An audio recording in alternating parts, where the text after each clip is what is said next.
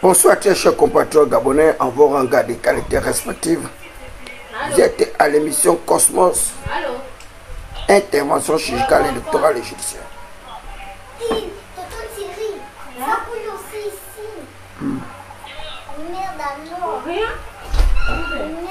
Voilà, donc je disais que vous êtes à l'émission Cosmos, intervention chirurgicale électorale et judiciaire, animée par le prince Adouma David Mbelakouma, la voix des sans-voix, la cristallisation des aspirations légitimes du peuple souverain, frappé du sceau du savoir et l'onction de la faculté. L'émission Cosmos, qui a un caractère pédagogique, un caractère didactique, à but non lucratif, afin d'apporter une aide réfléchie aux populations et particulièrement les leaders des quartiers sous-intégrés. L'information qui défrait la chronique aujourd'hui fait suite à un audio de plus en plus viral qui a été posté par Wilfried Okumba Kamitatou Leni Danjogo, qui a ouvertement mené une opération chirurgicale contre le haut représentant personnel du chef d'État, c'est-à-dire son Excellence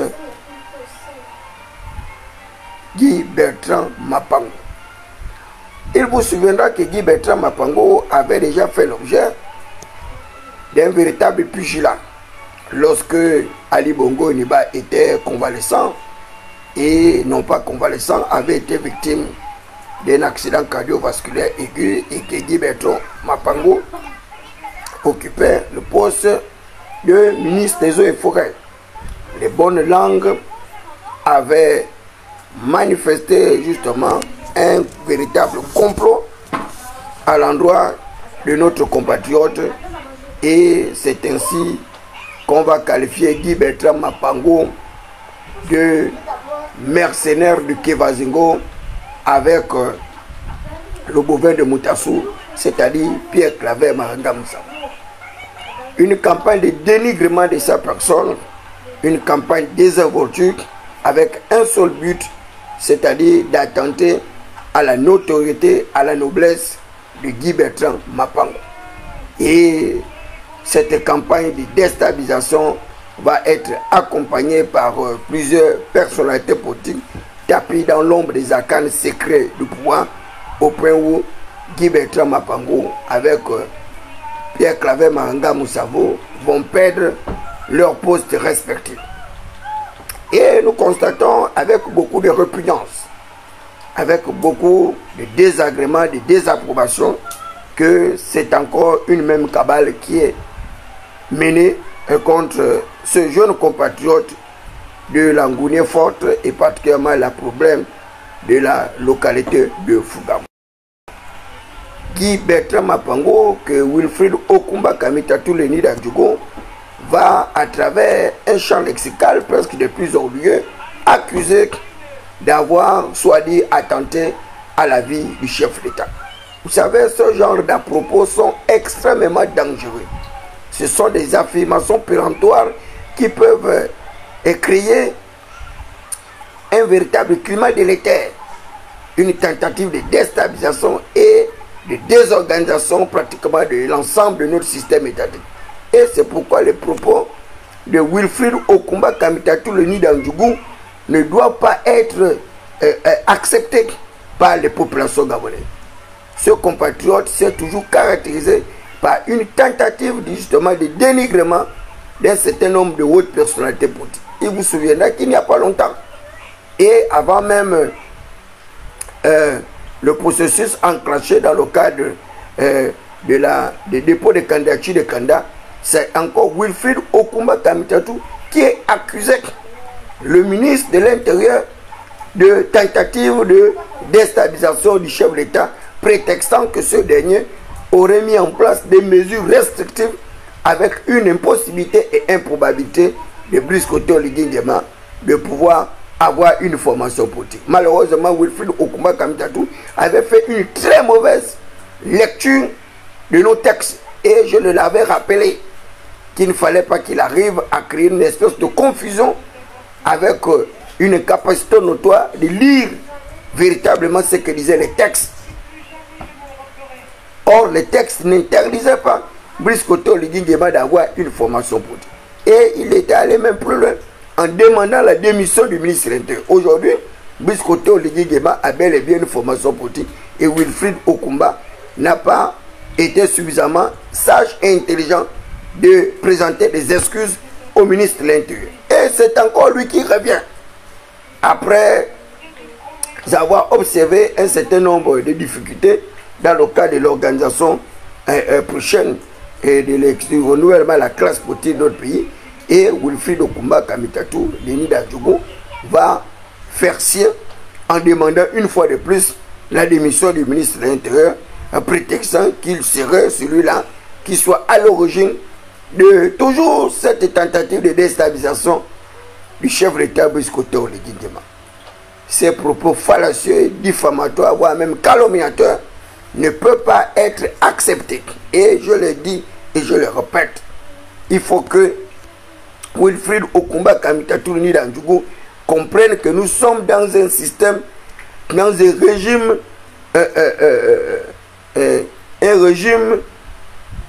présidentialiste rigide, avec le chef de l'État, Brice Koto Oligui-Nguema, qui est en même temps chef du gouvernement.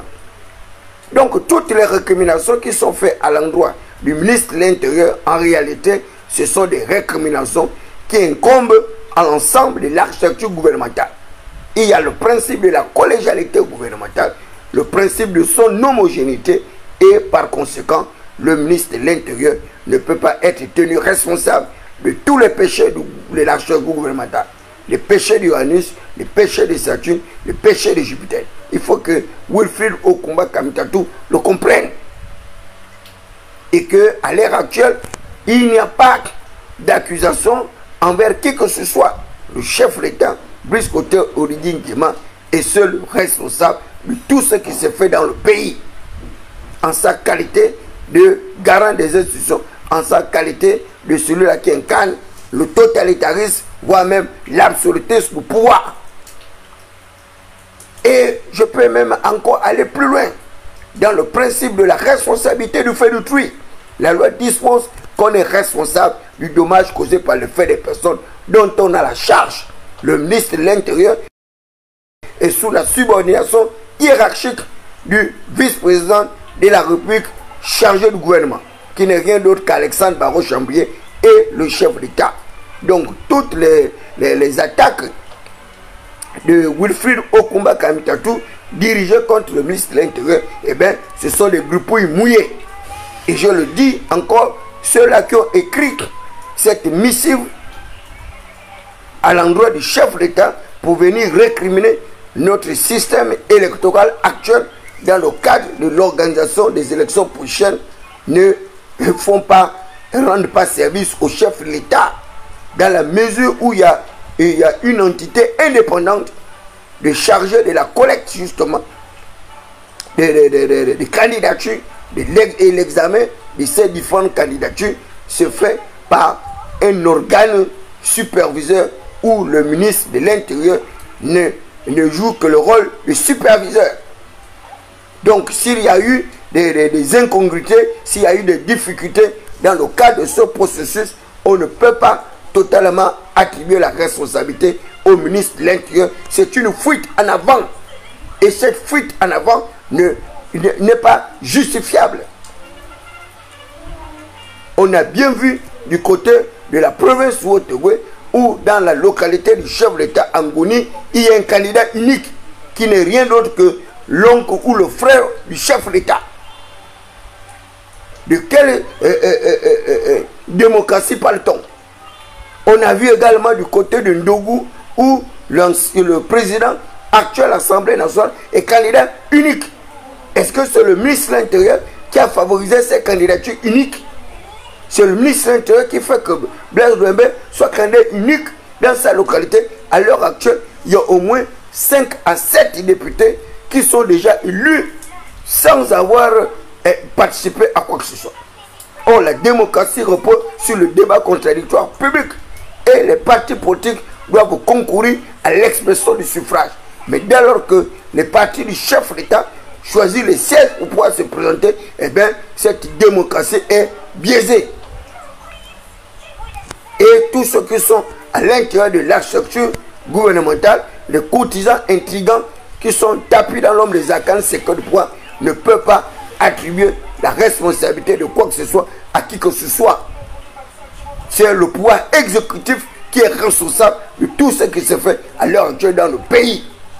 Et il faut que Wilfried Okumba Kamitatou le sache et qu'il se le mette dans son ciboulot et qu'il arrête d'accuser toutes les personnes d'être à l'origine de la désorganisation, de la dysfonctionnalité, de la désinstitutionnalisation de notre système étatique.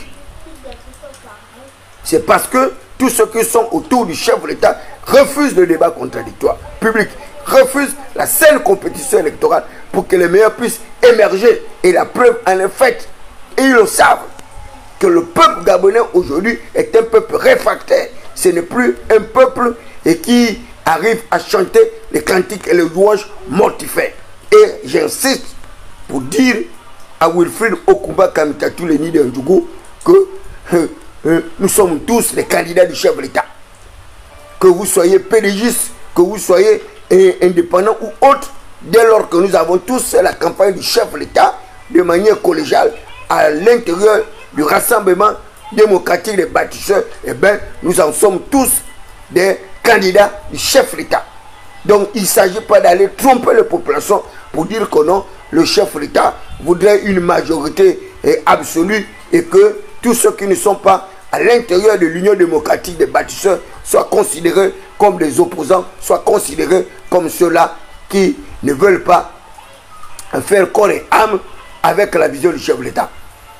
Et là derrière, la preuve en est faite, où aujourd'hui, vous voyez bien un mélange, un méli-mélo entre les bâtisseurs et l'Union démocratique et le PDG. Une véritable confusion de genre. Dans un système démocratique, le bon sens aurait voulu qu'il y ait une véritable saine compétition, comme elle va se passer à Ndende, comme elle va se passer à Larsouville. À Larsouville, où vous avez mon très cher oncle Dodo Bungenza, du Parti démocratique gabonais, qui va être aux prises à un de mes grands frères également, Moutumbu Roland, de l'Union nationale.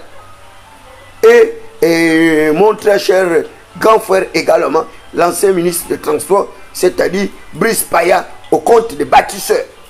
C'est cette confrontation que le peuple aurait voulu. Il est de même du côté de Ndende, où vous avez Meimoussi qui sera aux prises à Ifena Mafumbi. Et c'est cela la démocratie.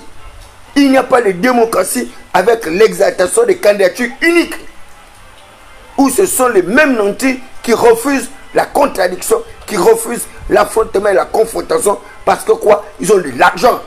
Ils sont capables de payer tout le monde et de se retrouver comme ça dans l'arène politique, comme si nous étions dans un système esclavagiste, dans un système négrier, où il y a ceux-là justement qui exercent les prérogatives de puissance publique et que d'autres soient là pour être les simples applaudimètres. C'est une situation inacceptable. Et je voudrais également dire à Wilfried Okumba Kamitatou d'arrêter ces périphrases, d'arrêter ces accusations fallacieuses à l'égard de tierces personnes. Je dis même Ifena Mafumbi, je dis bien Bertrand Mapangou avait déjà beaucoup payé depuis l'époque d'Ali Bogoleba. Il a perdu son poste de ministre des Eaux et Forêts et il est retourné dans son coin sans faire ombrage à qui que ce soit, à part Pierre Claver Maranga Moussavo, le bovin de Boutasso, jaloux justement de sa notoriété, de son privilège, de son image, avait porté plainte contre un pseudo-journaliste appelé Romero qui avait peint Pierre Claver Maranga Moussavo et Bertrand Mapango comme des chefs de gang d'une pseudo détournement du Kevazingo avec des conteneurs fictifs, et Dieu seul sait si tout ceci était véritablement conçu comme ces gens-là le prédisaient. C'était de la pure manipulation, parce qu'il fallait que les tenanciers du pouvoir puissent se débarrasser de ce compatriote-là, Bertrand Mapango, avec Maganga Moussavo qui les empêchait de tourner en rond. Et aujourd'hui, on veut nous ramener la même histoire. Le même marteau qui frappe, dont on a raccourci le manche pour mieux ajuster le coup. Et c'est une situation inacceptable où on arrive à voir Wilfried Okumba Kamitatou accusant Bertrand Mapango d'avoir attenté à la vie du chef de l'État. Mais ce sont des affirmations très dangereuses et c'est très grave de se comporter ainsi. Wilfried Okumba Kamitatou. Ces accusations portent atteinte à la dignité même de Bertrand Mapango. Est-ce que vous imaginez les conséquences de ce acte-là lorsque vous arrivez à affirmer de manière péremptoire que Bertrand Mapango aurait attenté à la vie du chef de l'État? Mais mon frère, comment tu peux te comporter comme ça? Pourquoi vous voulez jouer avec la vie des autres comme ça? Bertrand Mapango, il a une famille. Il a un poste de responsabilité. Il est haut représentant personnel et président. Lorsque tu l'accuses comme ça, sans preuve matérielle, sans certification, de te dire, est-ce que tu es sérieux? Est-ce que tu imagines les conséquences d'un tel acte? Les conséquences politiques, les conséquences sociologiques, les conséquences pratiques dans le développement politique, économique et social de ce jeune compatriote. Quel est l'intérêt pour toi, Wilfried Okumba Kamitatou, de toujours attenter à la vie des personnes? Quel est l'intérêt pour toi de toujours tenter de déstabiliser ces personnalités politiques? Qu'est-ce que le ministre de l'Intérieur t'a fait? Qu'est-ce qui te doit, ce jeune compatriote qui vous a permis déjà de conserver le pouvoir, qui a permis d'organiser une élection en toute transparence? Il n'y a eu aucune casse, aucune contestation, aucun contentieux, aucune bagarre. Même pas une chasse mouchetée. Et tout le monde a applaudi l'expertise, le professionnalisme du ministre de l'Intérieur. Et aujourd'hui, Brice Koto Oligui Nguema est parvenu à légitimer, à légaliser son pouvoir sur le plan national, mais également international. Et aujourd'hui, vous voulez vous débarrasser de ce ministre de l'Intérieur en trouvant justement toute forme d'avanir sur sa modeste personne. Qu'est-ce que le ministre de l'Intérieur vous a fait pour avoir autant de mégards à l'égard de sa modeste personne? Et c'est cela l'ingratitude toujours des leaders du Haut-Togo qu'on appelle les extrémistes teke. C'est de la méchanceté et vous vous êtes toujours caractérisé ainsi depuis l'époque d'Omar Bongo Deba. Il faut essayer de changer. D'abord, vous avez des associations à caractère sectaire. Kutumu, c'est une association à caractère sectaire. Et vous impliquez le chef de l'État dans toutes vos manigances. Il est de même pour l'association de son petit frère du côté de Haut-Togo. Un chef d'État ne fait pas dans le sectarisme. Il est le garant des institutions, il est le père de la nation, il doit être l'ami de toutes les communautés à l'intérieur de notre système étatique. Il y a plus de 50 et quelques ethnies au Gabon. Les associations comme le Tsoumou et autres, ce sont des associations à caractère tribal, à caractère ethno-régionaliste. Et c'est le chef de l'État qui dit encore qu'il veut lutter contre la géopolitique. Mais l'ethnisation est une forme de géopolitique. Et c'est la géopolitique au rabais que nous refusons. Sans quoi la géopolitique n'a jamais été un mauvais exercice de pouvoir. Dès lors que la géopolitique permet justement à toutes les forces vives de la nation de participer à l'exercice du pouvoir et d'arriver à une certaine adéquation des villes et villages, des provinces et autres pour éviter qu'une province soit plus avantageuse qu'une autre. Mais c'est vous, les extrémistes teke, avec les extrémistes parents d'aujourd'hui, qui est en train de menacer la paix sociale, la cohésion et l'unité de la patrie. Et je voudrais m'insurger contre ces pratiques sectaires, ces pratiques tribales, ces pratiques ethno-régionalistes qui sont indignes d'un véritable État patriotique et démocratique. Nous tous, nous avons fait la campagne du chef de l'État et le chef de l'État a été élu à plus de 90% grâce à la collaboration de l'ensemble des Gabonais. Et ce n'est plus aujourd'hui où vous voulez vous ériger cette victoire-là en voulant faire croire que vous étiez les pionniers de cette victoire, alors que nous tous nous avons été des contributeurs. Et vous voulez vous faire passer pour le seul garant de l'existence des populations. Vous voulez vous faire passer pour le seul candidat du chef de l'État. Qui vous a dit que vous êtes le seul candidat du chef de l'État? Nous sommes tous les candidats du chef de l'État. Quand bien même vous avez les privilèges parce que vous appartenez à sa formation politique et nous avons refusé d'appartenir à cette formation politique sectaire qui encourage justement la violence, la désunion de l'ensemble des Gabonais. Et ce n'est pas bien. Vous ne pouvez pas avoir combattu justement le système que vous avez décrié pour reproduire les mêmes cas avec les mêmes acteurs en jeu qui refusent justement d'aller en retraite. On assiste aujourd'hui à un véritable vieillissement de la classe politique avec une gérontocratie parasitaire qui empêche la jeunesse de pouvoir éclore leur génie. Et ça ne peut pas continuer comme... Et je vous le dis avec toute la force de mon intime comme ça, que cette campagne-là ne va pas se passer comme vous êtes en train de penser que vous allez facilement comme ça là, être élu, député, sénateur ou autre. Non. Vous nous trouverez sur votre chemin et je vous dis, à travers le discours que moi, David Beakouma, je tiendrai, il y a parmi vous des gens qui n'iront jamais à l'Assemblée nationale cette année.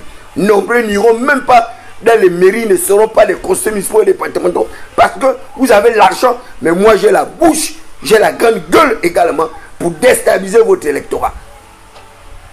Et c'est pourquoi j'insiste, je dis aux populations de Ndende de ne pas voter pour Mei Moussi, votez pour Ifena Mafumbi. C'est votre frère, vous avez toujours été ensemble. C'est pas aujourd'hui que Mei Moussi est sorti de je ne sais où, de quel commerce spatial de la France. Il arrive comme ça, être parachuté au sommet de l'État. Et celui qui vient dire qu'il est... il demande aux populations de voter l'ensemble des candidats d'Oligui Nguema. Quel candidat d'Oligui Nguema? Oligui Nguema n'a pas de candidat. Il est président du chef de l'État, il est le garant des institutions. C'est lui qui doit sécuriser l'ensemble du processus électoral. Par conséquent, il n'a pas de candidat. Donc, c'est vous qui êtes les candidats de l'Union démocratique des bâtisseurs. Oligui Nguema n'est plus engagé dans le processus. Il est déjà président, qu'il exerce le pouvoir sans se mêler de tout ce qui se passe dans ce processus électoral. Et nous veillerons à ce qu'il en soit ainsi. Donc, allez-y dire à Wilfrid Okumba Kamitatou de laisser le pauvre Guy Bertrand Mapangou tranquille. Il n'a jamais voulu attenter à la vie du chef de l'État. C'est un gros tissu de mensonges. Dans chaque processus initiatique, il y a les risques, il y a des avantages, il y a également des inconvénients. Si vous avez, comme lui-même il a dit, la vidéo de on ne sait quelle vidéo d'ailleurs, donc lui seul est le détenteur, lui seul a le secret de cette initiation du chef de l'État dans la province de Langounien et particulièrement à Fougamou. Et en quoi ça intéresse les Gabonais? En quoi c'est un sujet de conversation pour les Gabonais? Le chef de l'État, Briskoto Oligui Nguema, est libre d'aller à la recherche de son Dieu multilatéral. Donc, s'il n'est pas suffisamment complet, et qu'il prie le Dieu d'Abraham, d'Isaac et de Jacob, et qu'il faut encore aller embrasser d'autres divinités, cela n'engage que lui-même. Ça n'engage que lui-même. Mais un acteur politique étatique de la trempe de Briskoto Oligui Nguema, qui a quand même vécu dans les cercles décisionnels, il connaît très bien quelles sont les conséquences d'avoir une foi chancelante, une foi débridée. La foi, c'est une ferme assurance de choses qu'on espère. Une ferme assurance. Mais vous ne pouvez pas avoir une foi vacillante. Vous êtes chrétien, vous êtes animiste, vous êtes bouddhiste, vous êtes musulman, vous êtes. Mais non! Un chef d'État, c'est quelqu'un qui a quand même une certaine cohérence. Omar Bongo Niba avait choisi sa religion. Il a dit qu'il est musulman. Il est resté musulman. Il ne s'est plus baladé à tout vent de doctrine. Mais un chef d'État, on ne le balade pas partout. Vous êtes à Makoko, vous êtes à Chibanga, vous êtes à Lebamba, vous êtes à Mbigo, vous êtes dans le Njobi, vous êtes dans le Bouti, vous êtes dans le Milan, vous êtes partout. Mais non. Un chef d'État, c'est quelqu'un qui a une certaine cohérence. Sa foi doit être homogène, parce que c'est un guide éclairé. Mais dès lors que vous avez une foi qui vacille comme ça, comment est-ce que le peuple va arriver à vous suivre? Le matin, vous êtes musulman. Le soir, vous êtes chrétien. Le lendemain, vous êtes bouddhiste. Le surlendemain, vous êtes ondjembé. Mais quel est ce genre de coordination? Et on voit un Wilfried au combat qui arrive comme ça à détruire le capital social d'un haut représentant personnel du chef d'État. Mais mon frère, tu oublies que ce monsieur, il a une famille, il a une femme, il a des enfants. Tu veux que les gens, les ennemis, et ses ennemis arrivent à lui mettre une balle dans la tête et arrivent à l'assassiner pour qu'on accuse Oligui Nguema d'avoir commis un meurtre, un crime de lèse-majesté. Pourquoi vous n'aimez pas la paix dans ce pays-là? Moi, je ne comprends pas. Pourquoi vous n'aimez pas la paix? Tu as fini de faire la campagne d'Oligui Nguema à l'Hexagone. Mais pour toi, candidat, pour être député, demande le soutien d'Oligui, il te donne l'argent, fais ta campagne pour être député. Mais arrête d'amener les gens. Tu fais tourner tout le monde en rond. Mais je ne comprends même pas. Qu'est-ce que vous voulez faire de ce pays-là? On ne comprend pas. Vous avez l'argent, vous avez les voitures, vous avez le pouvoir, mais vous emmerdez les gens qui n'ont rien. Et chaque jour, vous emmerdez les gens. Regardez leur frère, Éric Otiété. Voilà quelqu'un qui n'est pas résident de Plein-Noreti, qui n'a pas eu de pertes chirurgicales comme David Bakuma, qui a perdu 5 villas plus maisons à l'étage de mon père. Et il se retrouve comme ça, avec une maison attribuée à tort. Pendant ce temps, les gens qui ont été déguerpis à Plein-Noreti dorment à la belle étoile, au moment où les pluies ont débuté. Mais quel est ce genre de gouvernance? Qu'est-ce que vous voulez prouver aux Gabonais? On veut lutter contre les inégalités. Vous êtes encore en train d'exercer les inégalités dans le pays. Éric Otiété n'est pas un indigent. Il n'a perdu aucune maison. Il n'a été victime d'aucune casse. Et ils étaient les premiers à crier sur David Bakuma lorsque j'avais manifesté mon mécontentement sur ce déguerpissement sauvage et primitif. Gouverner, c'est prévoir. On ne peut pas se lever un bon matin, on casse tout et à la fin, on dit non, on n'a pas recensé les gens. Et on fait croire à tout le monde qu'on a payé les gens alors qu'on n'a jamais payé la majorité des personnes. Et aujourd'hui, vous êtes mis à l'évidence et on essaie de colmater les brèches. On court dans tous les sens, on fait n'importe quoi. Vous pensez que lorsque le chef de l'État donne ici ces 226 maisons, vous avez calculé le nombre de déguerpis de Plein-Noreti? Nous étions à 226 personnes déguerpis à Plein-Noreti. Vous êtes sérieux? Ce que vous êtes en train de faire là, vous êtes conscient?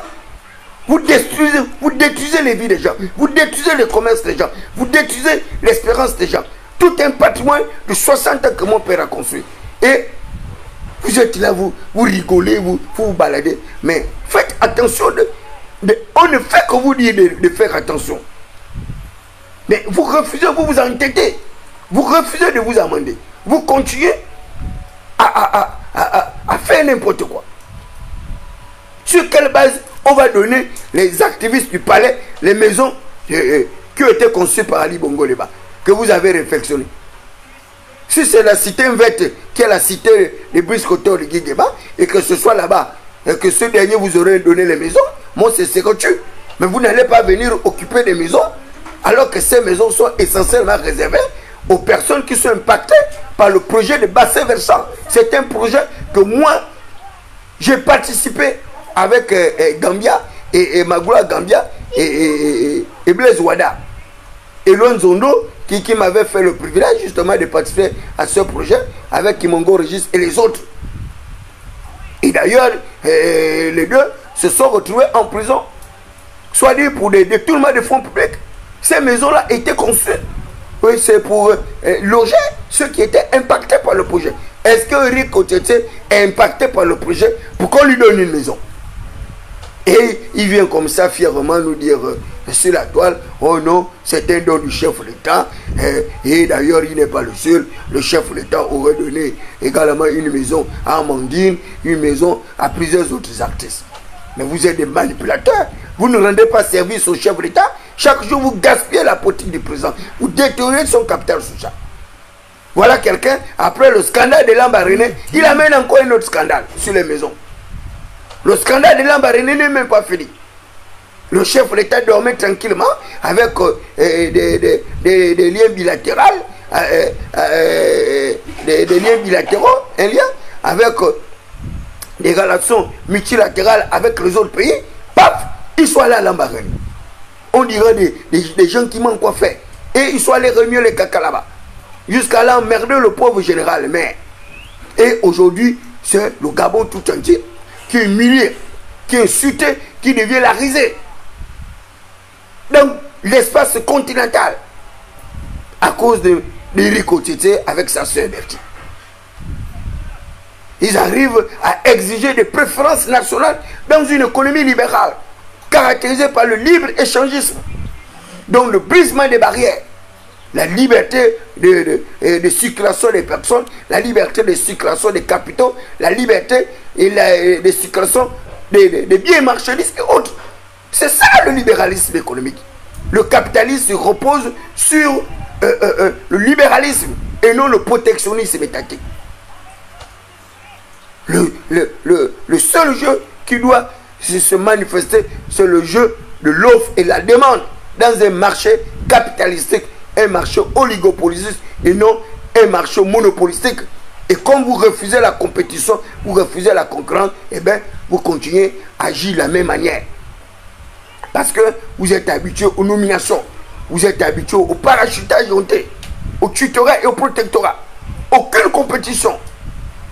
Parce que vous n'en êtes pas à la hauteur. Et la preuve est là. Nous allons aux élections pour le rajeunissement, pour le renouvellement de la classe politique. Il n'y a pas de candidats. Où sont les candidats? Tous les gens qui faisaient le bruit, qui incitaient à l'Ibongolima. Où sont vos candidatures? Pour compétir comme les autres. Il n'y a rien. Et vous trouvez le justificatif que ce serait le ministre de l'Intérieur qui vous empêcherait de faire valoir vos compétences. Bande de zigotos que vous êtes. Qu'est-ce que vous racontez comme ça? Le ministre de l'Intérieur vous a empêché de remplir les critères d'éligibilité,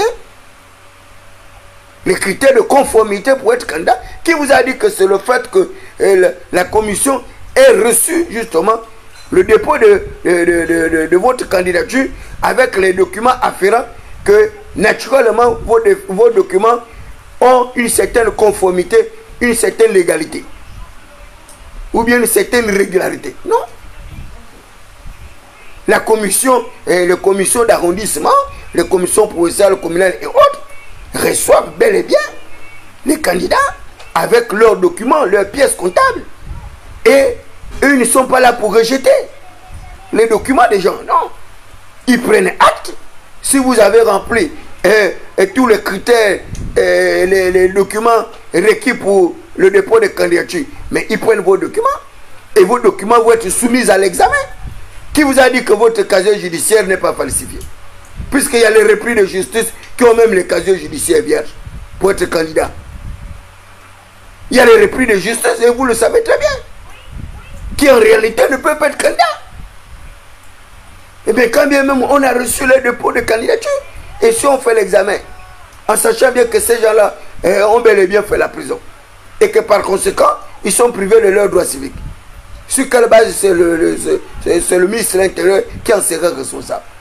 Si vous avez fait une fausse déclaration de fortune, à savoir que vous avez dissimulé un certain nombre d'informations, vous pensez que quand les gens vont faire la déclaration de fortune là-bas, que ces gens-là sont bêtes? Mais ils ont des indicateurs, ils ont des instruments d'évaluation. Ils savent que vous avez un compte en banque, en Suisse, à Genève, à Strasbourg et autres, puisqu'il y a les traces. Mais dès lors que vous n'avez pas déclaré ce compte-là, ils savent très bien que vous avez les maisons passées par là, mais ils n'ont fait que ça. C'est le renseignement, il connaît pratiquement tout le monde.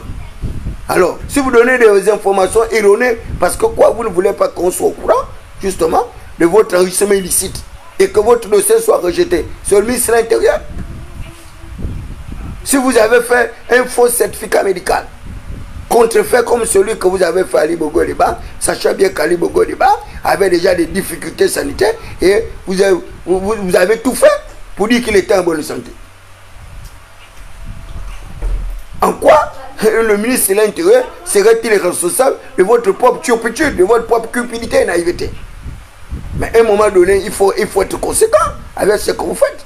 Arrêtez d'accuser les gens illégalement et illégitimement, alors que nous savons tous d'où viennent les instructions, nous savons tous ce qui se passe dans le pays. Vous pensez que le Gabon est né hier, avec l'air d'Ali, de Brice Koto, de mon pouvoir? Nous connaissons tous, je vous dis, je connais tous les acteurs politiques étatiques gabonais. Je les connais tous, autant qu'ils sont. Ce n'est pas les gens qui vont venir là en 2009, en 2016, et que ce soit vous qui allez nous donner les leçons de morale. Quelles leçons de démocratie vous allez nous donner?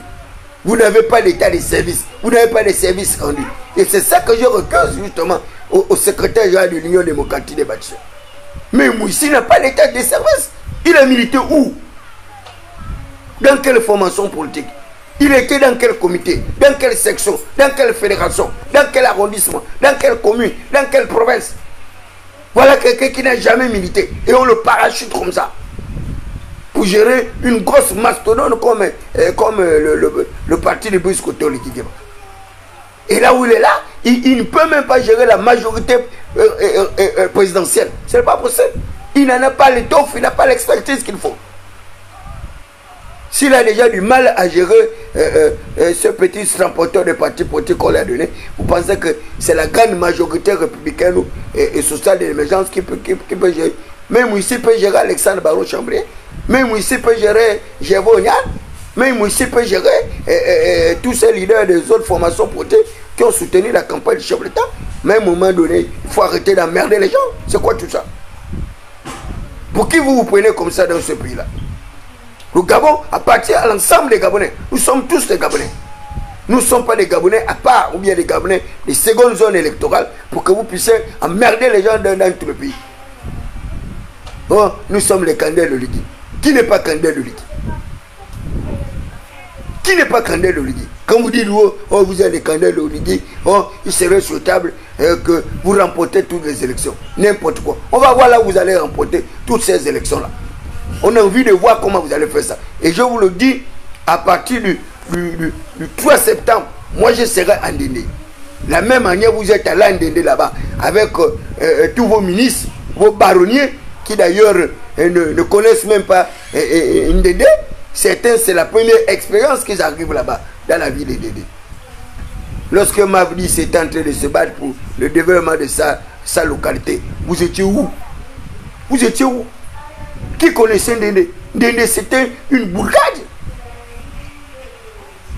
Un champ de canne à sucre, de café ou que sais-je.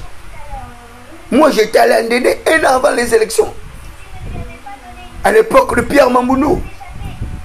J'ai dit au chef de l'État qu'il était quasi impossible de battre Mamboundou à Ndéndé. Mamboundou ne faisait même pas le meeting, il ne faisait même pas les causeries. Il fait une causerie à l'ouverture, une causerie à la clôture, et puis c'est terminé. Tout le monde votait Mamboundou.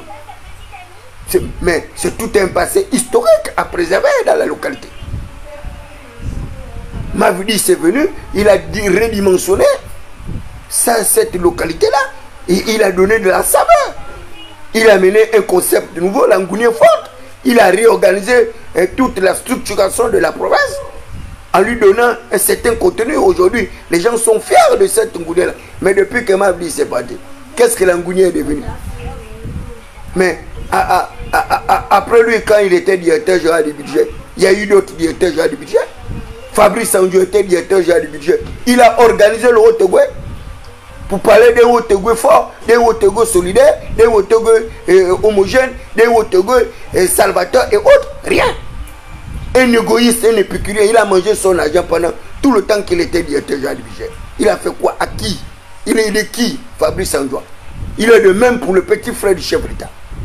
Il était le directeur général du budget. Il a fait quoi là-bas? Il a aidé qui? Même moi qu'on appelait pour soutenir son action, il n'a même pas été capable de m'acheter même les unités. Le petit frère d'Oligi.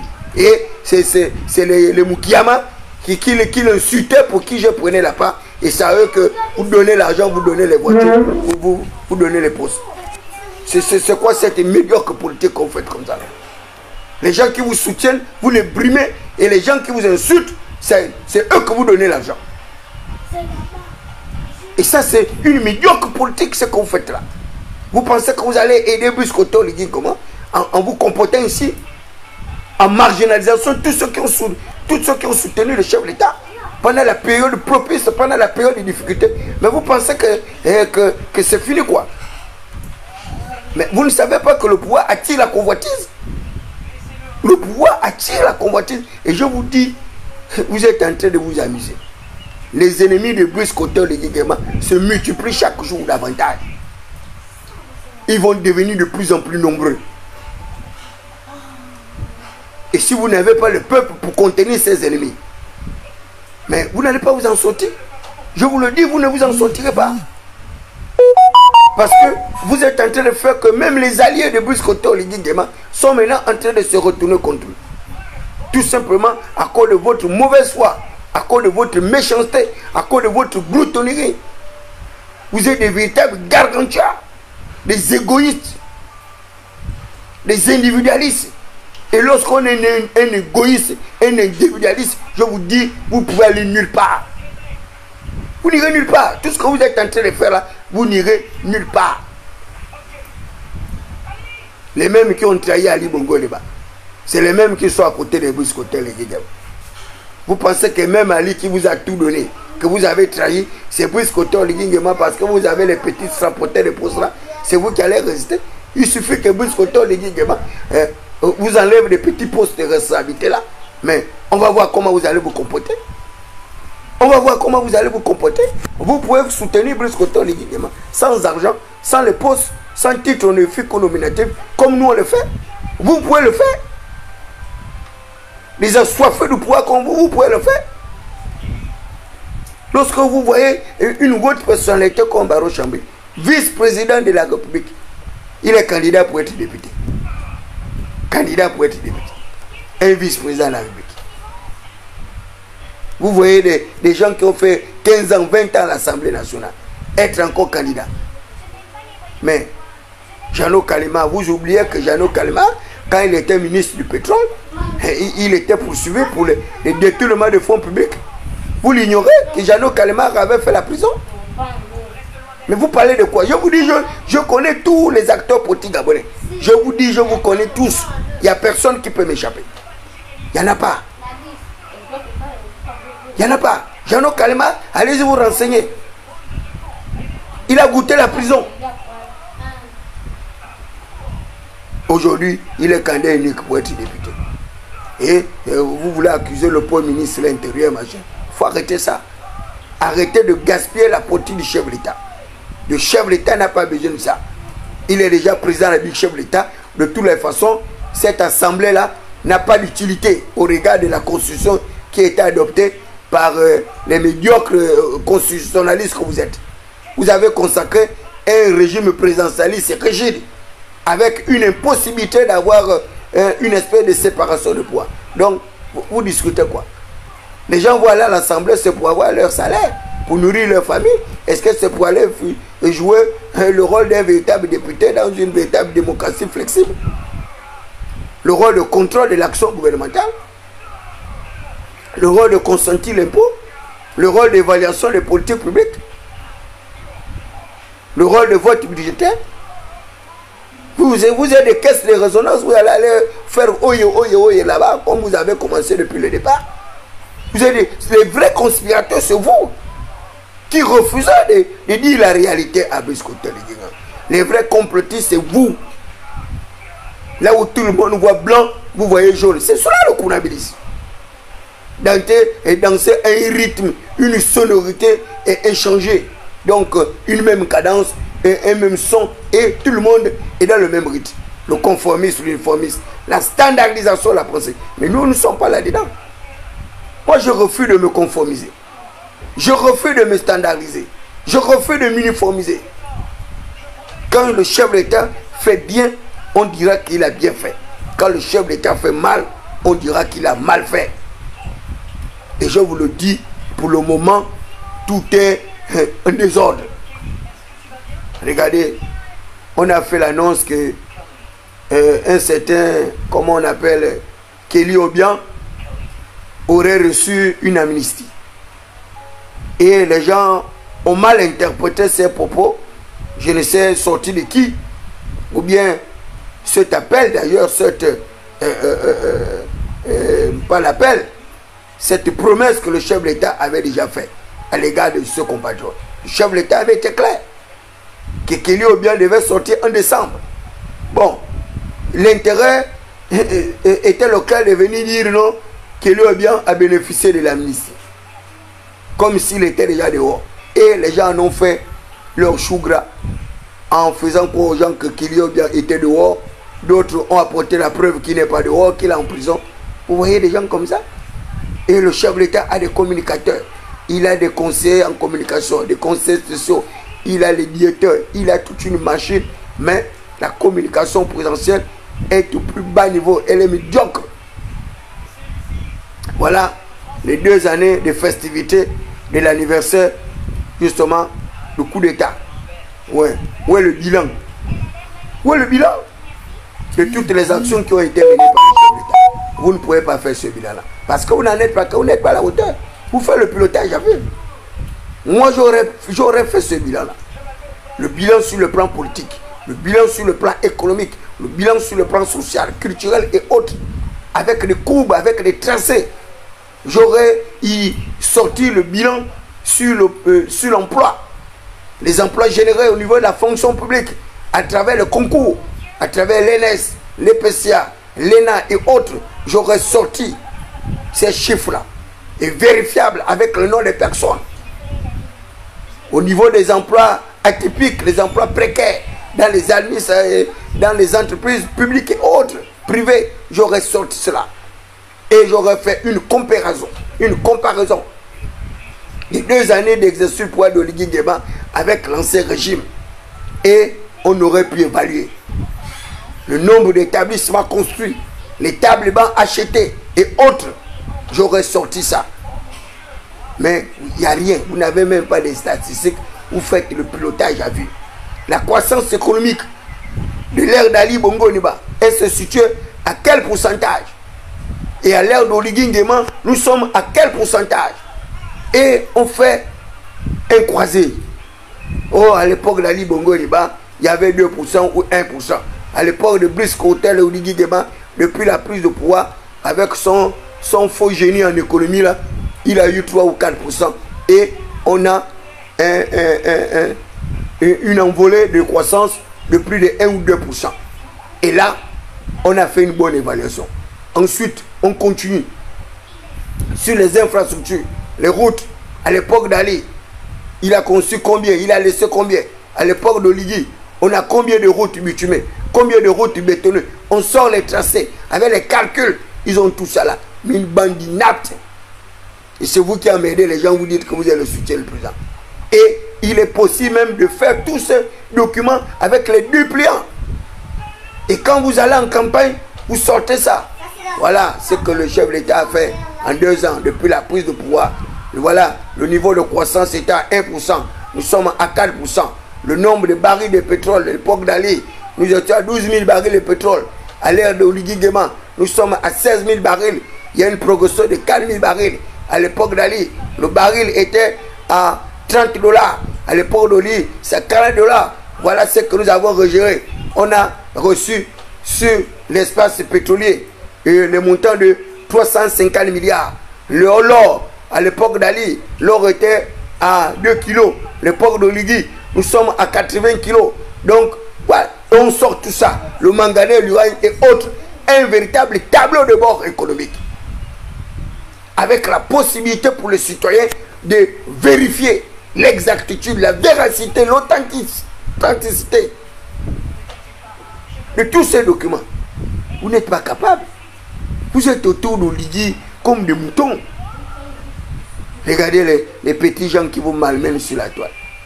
Les Batata Higuette, les Phoenix, les princesses de Souba, les Jonas Moulinda, 4, l'autre là, avec FBI, hein, moins de 7 personnes qui arrivent à vous malmener. Et vous avez tous les leviers de l'État. Vous avez toute la machine étatique. Et vous n'êtes pas capable d'apporter, de réfléchir, au questionnement de toutes ces personnes. Et tout ce que vous trouvez à faire, c'est de les menacer, leur porter plainte, tenter de les emprisonner, même de les assassiner. Ça, c'est la politique, ça. Vous êtes vraiment des politiciens. Vous êtes des médiocres politiciens à côté du chef de l'État. Vous n'êtes pas à la hauteur. Je dis bien, vous êtes des médiocres politiciens. Vous prenez le chef de l'État, vous l'amenez inaugurer des marchés. Les femmes qui prennent les box de marché, aucune n'a même un petit commerce de 100 000 francs. J'ai visité tous ces États-là. Que ce soit du côté d'Akanda, que ce soit du côté du PK 11. Il n'y a pas la table d'une Gabonaise où il y a du matériel de vente qui atteint 100 000. Il n'y a pas. Il n'y a pas. Même 50 000, ce n'est pas évident. Donc, elles font du commerce de subsistance. Et là, on peut même évaluer le niveau de pauvreté du peuple gabonais. Parce que quand vous avez un marché comme ça, un marché que le chef de l'État vous confie, et que les commerçants de ce marché n'arrivent même pas à un fonds de roulement de 100 000 francs. N'arrivent pas. C'est pas croyable. Et quand le maire explique ça, Eric Otete, et ce fils de Bakati ne comprend rien. Quand le maire lui dit que vous êtes sûr que vos femmes gabonaises peuvent arriver à absorber la demande en biens d'équipement des personnes au niveau de l'Ambaréné, ils se sont ris du pot, mais alors que le maire avait raison. Parce que elles ne sont pas à la hauteur, elles n'ont pas l'argent pour cela. Elles ne voyagent pas, elles n'ont pas de réseau. Elles vont aller prendre la banane où? Au Cameroun. Elles vont prendre tout. Elles font comment tout ce commerce? Parce que quoi? L'entrepreneuriat a été le parent pauvre de notre pays. On a commencé à nous intéresser à l'entrepreneuriat. C'est grâce à la couche Chalanga, au travers des petits Hercule soit là, que la couche finançait pour pouvoir donner une certaine culture entrepreneuriale aux populations gabonaises. Et le petit Hercule, que je ne connais pas très bien, je voudrais lui rendre cet hommage mérité, parce qu'il a tout fait pour tenter de vulgariser. L'entrepreneuriat, c'est toute une culture. Mais vous vous levez un bon matin, tout le monde veut faire le commun, vous allez faire ça comment? Le chef de l'État a dit de nationaliser le métier du transport. Moi j'ai ma voiture, j'ai fait le clando, les gens de la mairie m'arrêtent. On me demande 50 000 francs. Mais ça c'est quelle manière d'inciter les Gabonais à nous approprier justement de ces métiers de commerce. Des Gabonais comme nous, avec les agents qui nous escroquent, qui nous empêchent de travailler. Donc le Gabonais ne peut plus faire le clando dans son propre pays. C'est interdit. Mais pourtant le chef de l'État dit de nous approprier le secteur du transfert pour que les étrangers parlent. Vous faites partie, vous faites ça comment? Les Gabonais eux-mêmes qui empêchent d'autres Gabonais d'exercer ce métier. Et on me traite d'être un informel. Mais lorsque vous êtes dans l'informel, mais c'est le pouvoir public de rendre l'informel formel. C'est moi qui va régulariser mon métier de tentateur de clandomane. Je suis fauché, je n'ai rien. Je prends ma voiture que le chef de l'État m'a payé pour faire mon clando. On m'arrête. On dit exercice illégal du métier de clando. Qui vous a dit que le métier de clando, c'est un métier? Qui vous a dit que c'est un métier qui est organisé, qui est structuré par l'État? Qui vous l'a dit? Clando, c'est le secteur informel. Mais, et on me demande de payer 50 000 francs. Je dis, mais où est-ce que je vais trouver 50 000 francs? Je trouve ça. On prend ma voiture, on met la fourrière à l'hôtel de ville. Et quand je prends la fourrière à l'hôtel de ville, on dit la taxe c'est 100 000 francs. La taxe de 100 000 francs, c'est dans quel registre des impôts? 100 000 là, c'est quoi? C'est un crime que j'ai commis. C'est un délit, c'est une contravention. C'est quoi? Pour que ça arrive à 100 000 francs. Même l'économie, ils ne connaissent pas tout ça. C'est un principe économique. Trop d'impôts tue l'impôt. Les hauts taux tuent les totaux. C'est le coût élémentaire des économistes. Trop d'impôts tue l'impôt. Le haut taux tue les totaux. Ils ne connaissent même pas tout ça. Et ils prennent les gendarmes, ils prennent les policiers, la police municipale, on traque tout le monde, ils volent les gens, ils volent les commerçants, ils volent les Gabonais, tout est les ordres. Et c'est pourquoi ils sont là. Ils ont du plaisir à être là. Et ils ont envahi toute la rue. Comme si nous étions dans un état de siège. Les militaires partout dans tous les coins de la rue. Ils sont à la gare routière, ils sont à Rio, ils sont à Nkembo, ils sont à Tsotanzala, ils sont à Mbigou, ils sont à les Bamba, ils sont partout. Et ils ne demandent même pas les papiers. Badol, Mbongo, Mbongo, 500, 1000 francs, 2000, 3000, 5000. Ils font même les tontines avec l'argent sale, avec l'argent volé.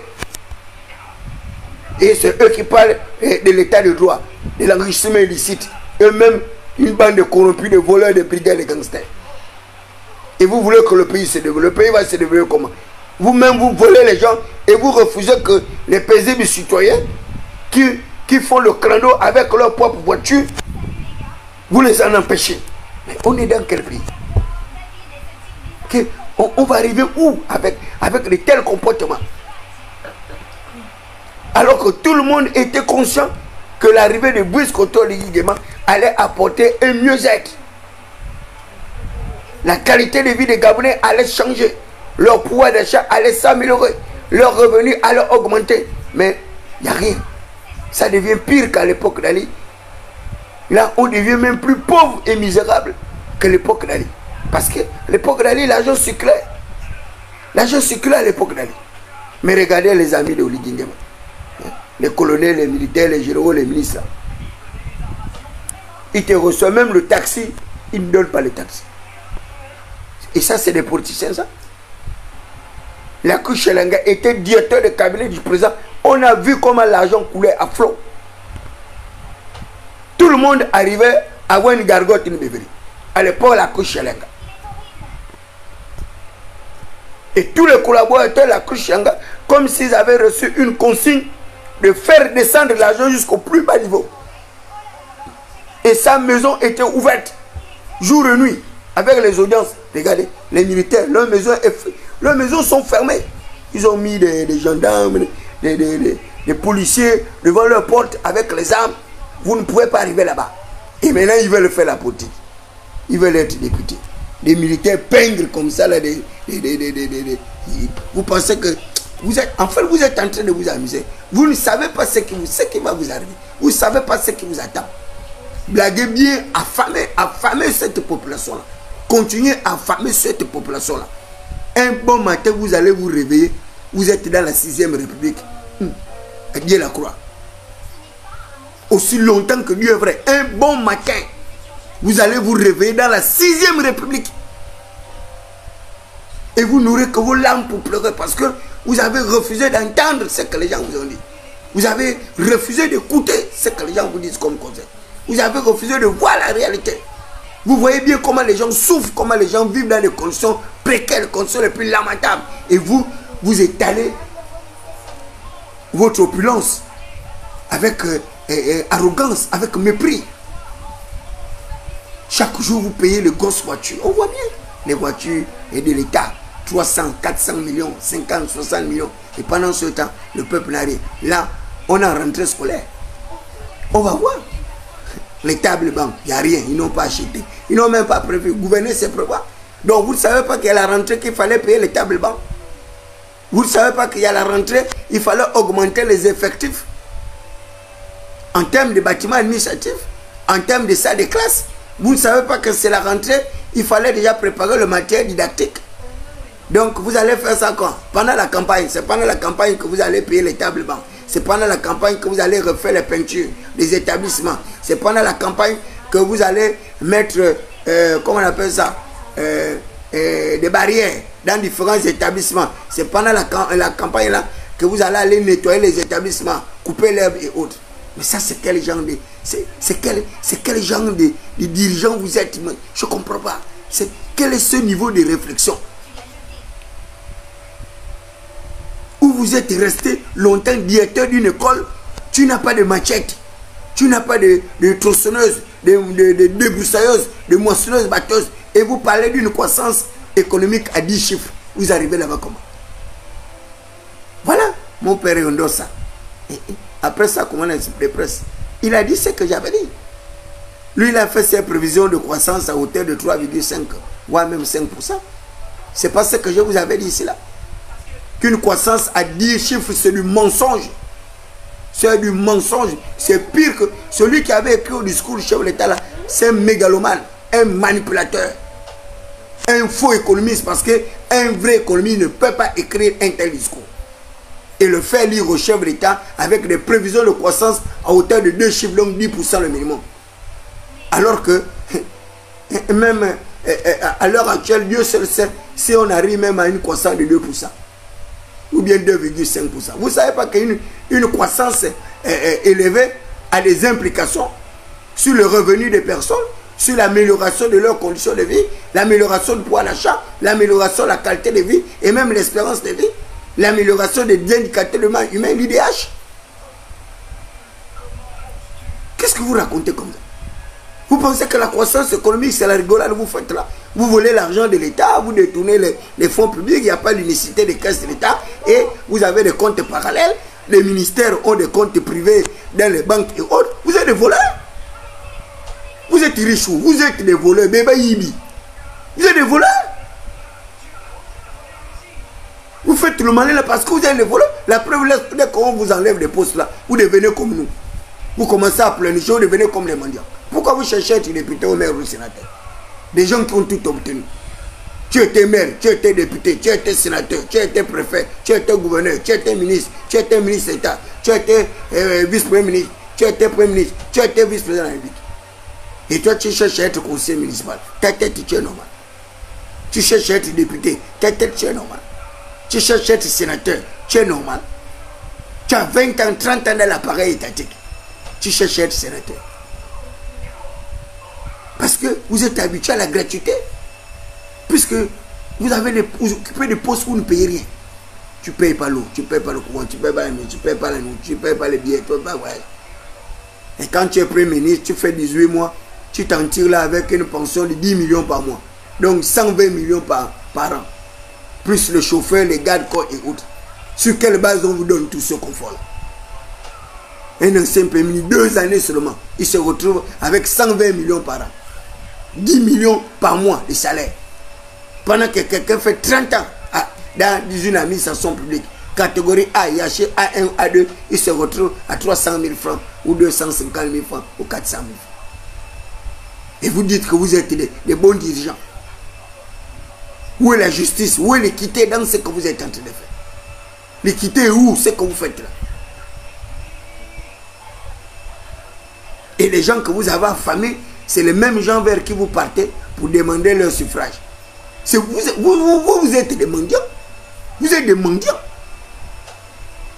Comment des gens que vous avez affamés, les gens que vous avez cassé les maisons, les gens que vous avez détruit le commerce, les gens que vous avez laissé dormir dehors, vous partez commander le NIP. Oh mon frère, il faut photocopier ton NIP là, parce que on me demande 12 000 NIP pour aller légaliser mon parti politique. Et chacun vient là. Oh non, moi j'ai 12 000 NIP, machin. L'autre, oh, j'ai 14 000 NIP. Si on croise les 12 000 NIP que tu as, les 14 000 NIP du PDG là, c'est les mêmes gens. Donc vous n'avez même pas les gens, vous êtes des menteurs. C'est le même électorat, vous n'avez rien. Tous vos partis politiques là ont été légalisés par la force. Sinon vos partis politiques ne devraient même pas être légalisés. Parce que vous n'avez pas les militants. Il y a des menteurs. Les mêmes militants du PDG, c'est les mêmes militants du CLR, c'est les mêmes militants de l'UPG, c'est les mêmes militants de l'Union nationale, c'est les mêmes militants. Vous pensez qu'un petit pays de 2 millions, 5 millions d'habitants, avec plus de 5 quelques partis politiques, vous avez encore légalisé combien là? Et vous êtes sûr que les 12 000 NIP là, vous multipliez par le nombre de formations politiques là, le compte y est. Vous êtes des tricheurs. Vous vivez que de la tricherie. Donc, quand vous voulez accuser le ministre de l'Intérieur, vous êtes des menteurs. Vous êtes des tricheurs. Et vous vivez de la tricherie. Sans la tricherie, vous ne pouvez rien faire. Vous n'êtes rien. Et la preuve est là. On va aller aux élections, on va voir. Vous allez aller prendre les sacs de riz, les sacs de foufou, les bidons d'huile pour aller séduire les populations misérables que vous avez jetées dans la guerre pour aller quémander leur voix. Et vous dites que vous êtes puissant. Vous êtes puissant. Toi tu es puissant, tu vas quémander la voix des militants de Tchotanzala, de Keshipogo, de Ndangui, de Bamba, qui n'a même pas l'eau potable, il n'a pas l'énergie, il n'a rien, il n'a même pas les cahiers pour ses enfants. Et tu es fier que oh non, toi, tu es un acteur politique. Tu es un mécréant. Tu es un mécréant, tu n'es rien, tu es loin d'être un acteur politique. Vous êtes des mécréants. Vous affamez les populations et c'est à la veille des élections que vous allez vers eux pour quémander leur voix. Comme vous avez des populations qui vous suivent dans votre déraison, dans votre déréglementation. Mais s'il y avait des électeurs nombreux comme moi, David Ibrahima, vous savez très bien que même un seul député, on ne peut pas vous donner. S'il y a 2500 ou 2,5 millions habitants avec la même tête que David Ibrahima, ma psychologie, ma psychiatrie, vous savez que vous n'aurez rien. Même être élu simple conseil municipal, là, vous savez que vous ne pouvez pas avoir ça. Qui va vous donner ça? Moi. Vous m'affamez, vous affamez ma famille, vous cassez ma maison, vous cassez la maison de ma petite soeur, on dort dehors et vous me demandez de venir voter pour vous. Ça ne vous va pas. Dans votre tête là, vous êtes normal. Dans votre tête là, vous réfléchissez comment? Les gens qu'on n'a pas cassé les maisons, vous leur donnez les maisons à notre place. De votre tête là, vous êtes sérieux. Et vous êtes des dirigeants vraiment consciencieux. Des dirigeants qui ont la tête sur les épaules. C'est pas croyable. Origine Nguema vous a fait quoi pour gaspiller sa politique comme ça? Pendant la transition, les populations ont plus obtenu que ce qu'ils obtiennent maintenant là, depuis qu'on est au pouvoir. Depuis qu'on est au pouvoir, les gens ont perdu tout ce qu'ils ont obtenu pendant la transition. Et combien de mois? À peine 4-5 mois. 5 mois seulement. C'est déjà comme ça là. Vous êtes sûr que on va vivre comme ça pendant 7 ans avec Olivier Clément, avec ce que vous faites là? Mais regardez. Il paraît que leur type là, si c'est Boma, faut quoi là, en train de plier les bagages pour aller, je ne sais pas. Olivier Nguema, il a crié sur la SCG. Ça a changé quoi? Dieu sait si les générateurs là, ils ont réussi à les faire fonctionner. Ils ont mangé l'argent cadeau. Les gens qui ont payé le compteur jusqu'à présent, ils n'ont pas le compteur. Jusqu'à présent, les gens n'ont pas l'eau. Là, je vous parle là. Depuis le matin, on n'a pas l'eau. Jusque là où je vous parle, à Bikele, on n'a pas l'eau. Il n'y a pas l'eau. Mais comment on peut vivre comme ça? Un petit pays d'à peine, soit dit 2,5 millions d'habitants, on n'arrive à rien faire. Les étrangers sont obligés de se moquer de nous. Des Béninois qui n'arrivent même pas à manger $1 par jour. C'est eux qui nous insultent maintenant. Les Camerounais avec un vieillard président de 93 ans. C'est eux qui insultent maintenant notre président. Un certain Nyamsi. Et le chef de l'État a des directeurs de cabinet juridiques. Ils ne sont pas capables de porter plainte à ce type-là. Qui passe son temps à insulter le président de l'armée. Mais il n'insulte pas le président de son pays. Il ne traite pas les dictateurs. Le seul dictateur, c'est le président gabonais. Il insulte le matin, il insulte la nuit, il insulte le soir. Mais où sont passés les membres du cabinet juridique chef d'État? C'est les petits Gabonais, les menus frétins, les Moulinda, les princesses de Souba et autres. C'est ceux-là que vous allez menacer, que vous allez porter plainte, faire des procès. Parce que vos propres frères et sœurs, c'est eux que vous traquez.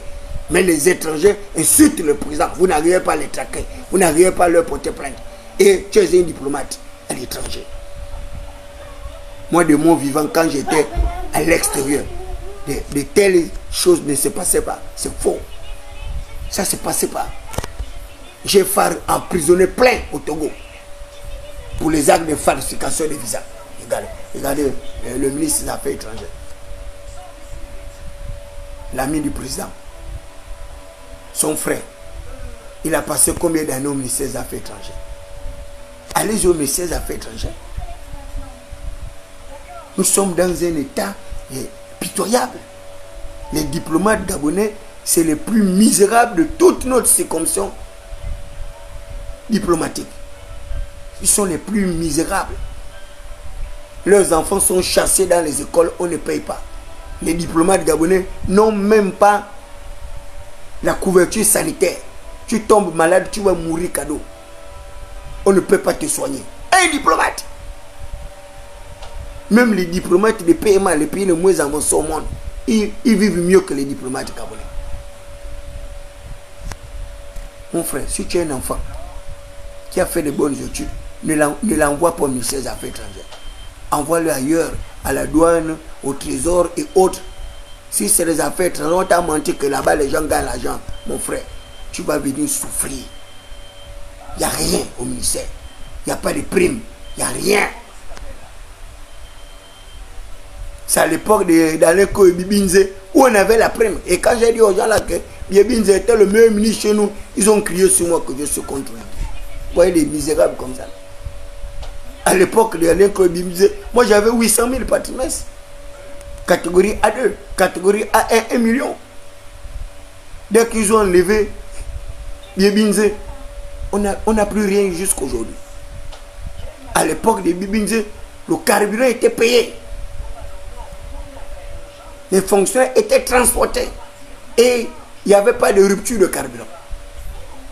Les syndicats listes étaient respectés. Il leur a donné même un bureau.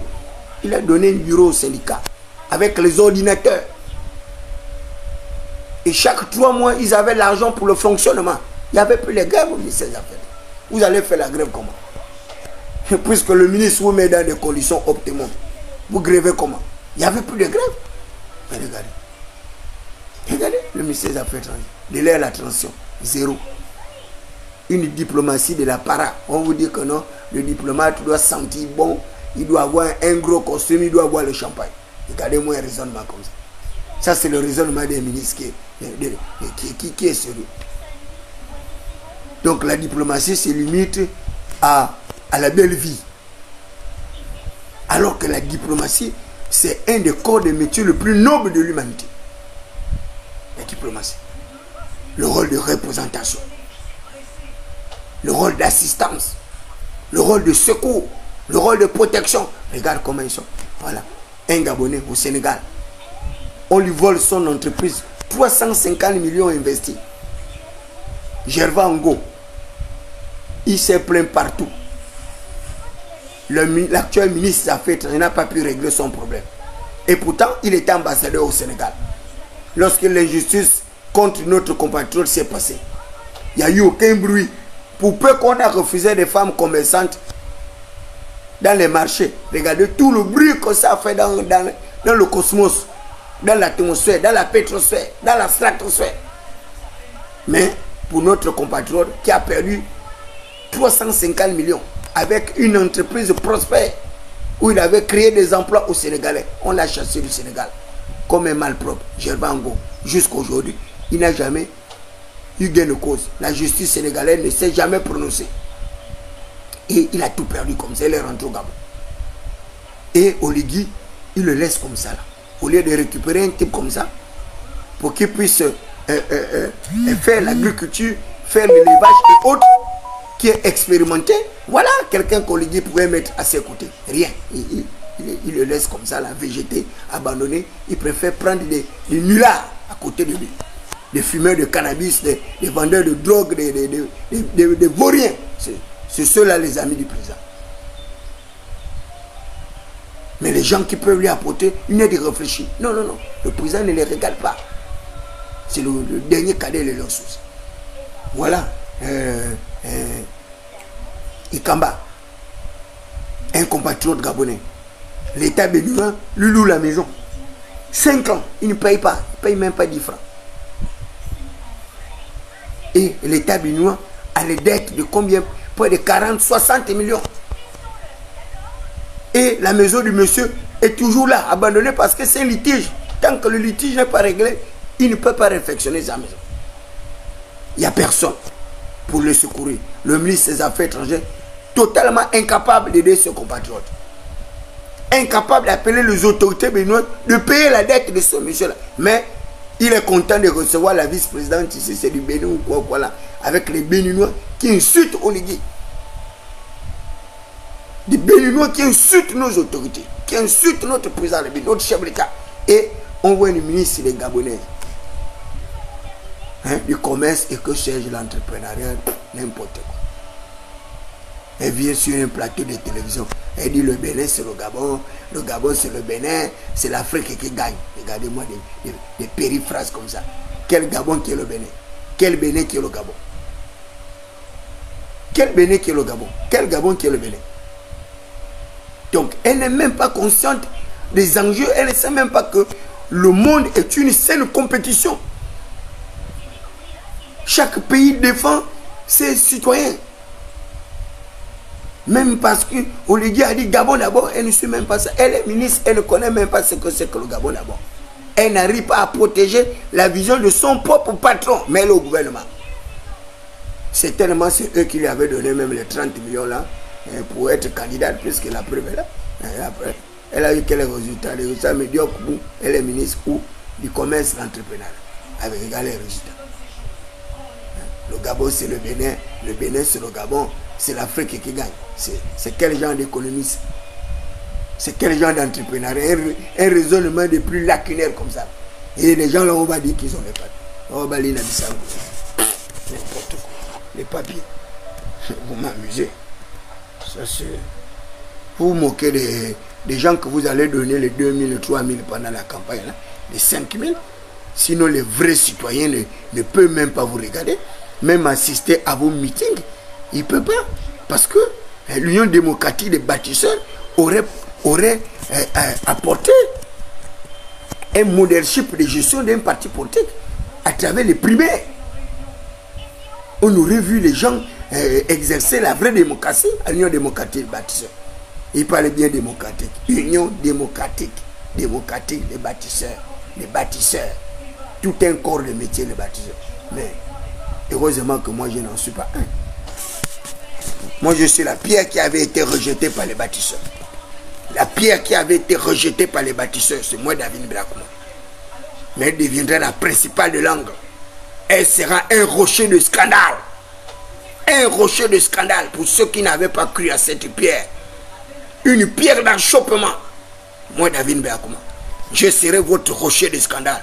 Votre pierre d'achoppement. Moi, la pierre qui avait été rejetée par les bâtisseurs. Parce que vous pensez que nous, on est là, on est venu là pour vous accompagner. Donc vous mangez, vous buvez, vous dormez bien. Nous, on doit souffrir et vous acclamer. Ça, c'est fini, ça. Ça, c'est fini. Ça, c'est fini. Moi, je vais vous aider à tout perdre. Ça, vous pouvez en être sûr. Blaguez bien. Je vais vous aider à tout perdre. Vous allez vous réveiller un bon matin dans la 6e République. Blaguez bien, retenez bien ce que je vous dis là. Un bon matin, vous allez vous réveiller dans la 6e République. Ce jour-là, vous n'aurez que vos larmes pour pleurer. C'est le jour-là où vous allez commencer à célébrer l'Éternel des armées, le Dieu du Gabon. Ce Dieu mystérieux qui punit les méchants, qui renvoie les riches affamés et qui remplit le grenier des pauvres misérables. Continuez à vous moquer des populations. Continuez à brimer la veuve, l'orphelin. Continuez à manger, buvez, danser pendant que les autres souffrent. Continuez à le faire. Vous lavez vos mains avec l'eau et viande. Vous préparez vos nourritures avec l'eau et viande. Pendant ce temps, nous on boit l'eau sale de la SCG. On ne sait pas si c'est les urines ou quoi. C'est quoi qu'ils mettent dans cette eau-là. Vous ne cherchez même pas à améliorer la qualité de l'eau. Améliorer la qualité de vie des gens. Mais vous appelez, oh venez, basta. Bengaki, por favor, Bengaki. Chaque planète a sa propre guerre.